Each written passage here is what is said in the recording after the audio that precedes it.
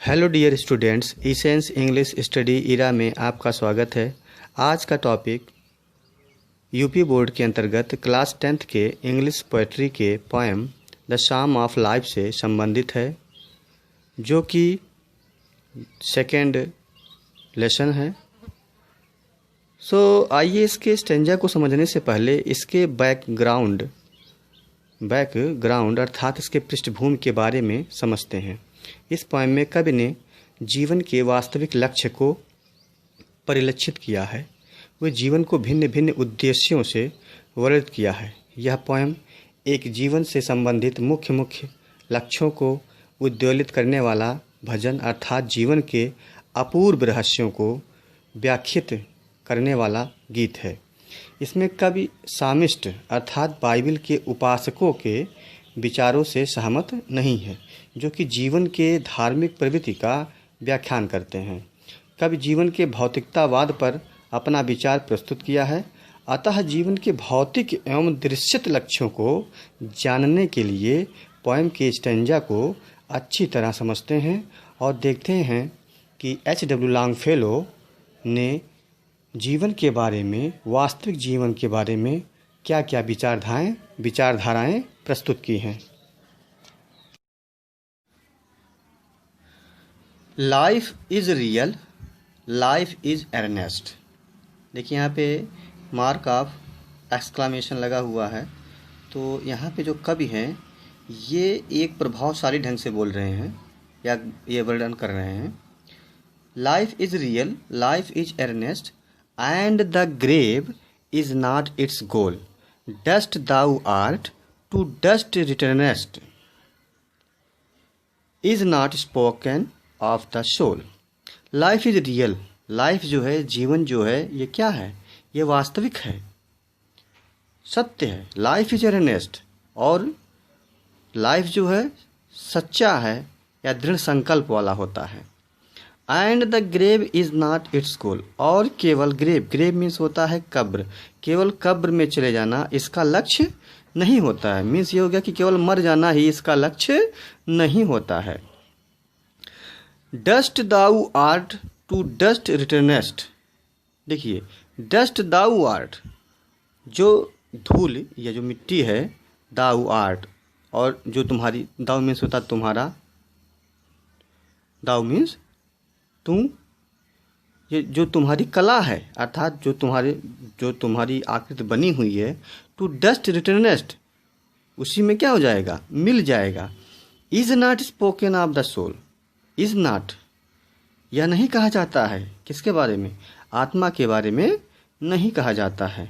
Means इसमें यह कह रहे हैं कि जो हमारे जीवन जो होते हैं, इसमें कब कहते हैं कि जो जीवन होते हैं ये, इनका मुख्य लक्ष्य जो होता है वास्तव में सत्य होता है, सच्चाई होती है, जो कि परिलक्षित होती है, दिखाई देता है, और केवल कब्र में चले जाना इसका लक्ष्य नहीं होता है। तुम्हारा जो कला है वो फिर उसी में मिल जाएगा। Is not spoken of the soul, और ये जो है आत्मा के बारे में नहीं कहा जाता है। आइए नेक्स्ट स्टैंडर्ड देखते हैं। Not enjoyment and not sorrow is our destined end or way, but to act that each tomorrow finds us further than today. Not enjoyment, not enjoyment means होता है जो कि आनंद होता है, आनंद, and not sorrow, और ना तो दुख नहीं होता है। is our destined end of our way means जो है हमारे जिंदगी का ये अंत नहीं होता है, केवल दुख और सुख ही हमारे जीवन का उद्देश्य नहीं होता है। But to act the each tomorrow, but to act, लेकिन केवल कार्य, दैट ईच टुमारो, जो कि प्रत्येक कल में निहित होता है। फाइंड्स अस फर्दर देन टुडे, फाइंड्स अस, वो हमारी पता लगा लेता है। मीन्स ये होता है कि हमको फिर अगला वही करना रहता है। Further than today, further than today, आज की अपेक्षा कल जो है वो पुनः हमको क्या करेगा, अपने तरफ आकर्षित कर लेगा। अर्थात यही चीज़ें बता रहे हैं कि हमको ये जो है केवल सुख और दुख जो होता है ये डेस्टिन्ड नहीं है, भाग्य में केवल यही नहीं लिखा है, भाग्य में केवल यही नहीं लिखा है, केवल यही भाग्य का अंत नहीं है। लेकिन जो हमारे कार्य होते हैं जो कि हमेशा आगे हमको बढ़ाते रहते हैं। तो इसमें क्या है, थोड़े ये गीत होते हैं, तो गीत जो है थोड़ा गा करके या थोड़ा बढ़ा चढ़ा के बोले जाते हैं। सो आइए देखते हैं next stanza.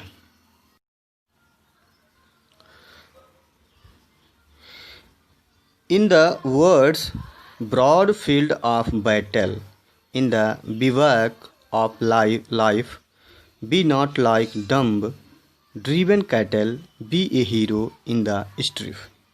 In the words broad field of battle, इस बड़े संसार में जो कि हमारे युद्ध के मैदान क्षेत्र होते हैं, चौड़े क्षेत्र होते हैं, in the bivouac of life, bivouac means होता अस्थाई पड़ाव, वो हमारे क्या होते हैं, हमारे जीवन के अस्थाई पड़ाव जो होते हैं। बी नॉट लाइक डम्ब, हम गूंगे नहीं होते हैं, मतलब हमको गूंगे की तरह नहीं रहना चाहिए। ड्रीवन कैटल, जो कि ड्रीवन मीन्स होता है जैसे आप जैसे जानते हैं कि जो जानवर होते हैं उनको चराते हैं लोग, तो कहीं भी लेकर के उसको लेके चले जाते हैं, तो उस तरीके से हमको नहीं रहना है।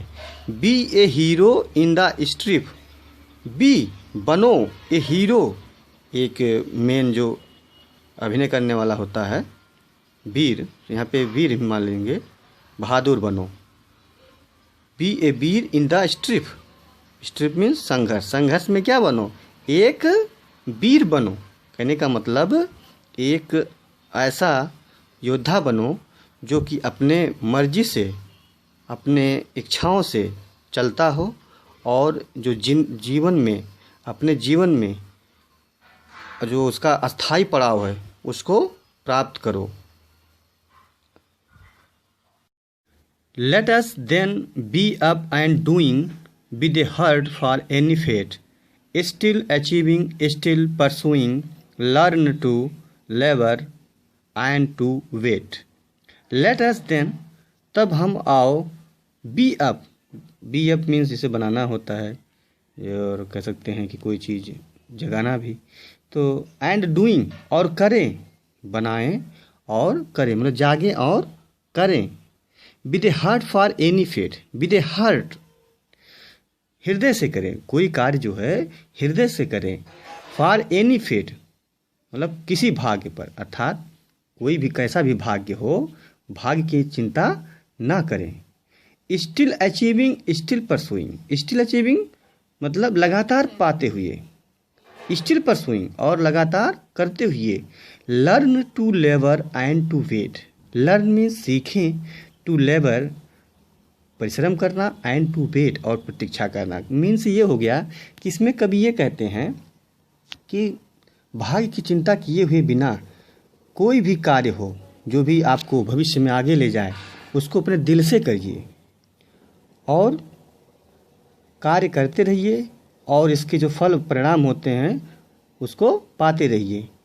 और learn to labour and to wait, और कठिन परिश्रम करना सीखो और प्रतीक्षा करो। मीन्स ये हो गया कि जो भी आपके परिणाम आएंगे उसकी केवल आप क्या कर सकते हैं, आप केवल वेट कर सकते हैं, मीन्स प्रतीक्षा कर सकते हैं। ये ना सोचिए कि तुरंत जो है आपको तुरंत कोई चीज़ें कोई वर्क किए तुरंत आपको उसका फल मिल जाए। ठीक, तो इस प्रकार से जो ये कवि हैं ये वास्तविक जीवन को, वास्तविक मीन्स जो आपका भौतिक होता है उस पे ये ज़्यादा अटेम्प्ट किए हैं, अपने दृढ़ विचार प्रस्तुत किए हैं। So this is your lesson and